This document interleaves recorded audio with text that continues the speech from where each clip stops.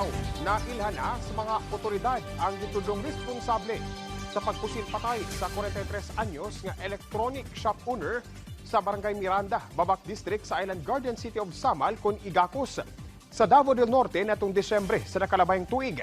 Sumala sa Igacos PNP dakong tabang ang extrajudicial confession sa mismong driver sa armadong individual aron nga maila paluyo sa wala naghinganlan pa sa otoridad ang mong individual apan gibutyag nga anaa sa serbisyo ang nagpaluyo sa maong krimen.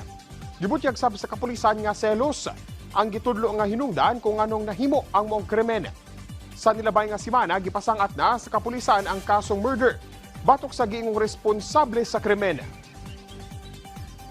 Naharang sa mga sakop sa Naval Forces Eastern Mindanao ang usa ka motorboat nga dunay karga nga kapin 44 million pesos nga kantidad sa undocumented nga sigarilyo sa Davao de Oro niadtong Enero 15 ning tuiga.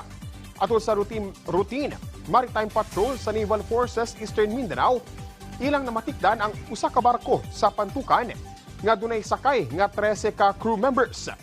Dinhi na diskubre ang 1,118 ka karton sa walay papel nga sigarilyo nga gikan sa Holosulu.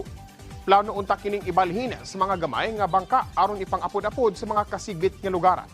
Tungod sa paglapas sa Customs Modernization and Tariff Act of 2016 ug uban pang mga balaod, daling gikustudiya ang barko sa Naval Station sa Panakan, Davao City.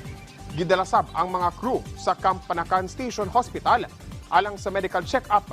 Giturn over na sab ang bangka ug ang tanang kontrabando sa Bureau of Customs alang sa standard nga proseso. Ug mo kadto mga nagunang balita dinhi sa PTV Davao. Ako si Jay Laga para sa Pambansang TV sa Bagong Pilipinas.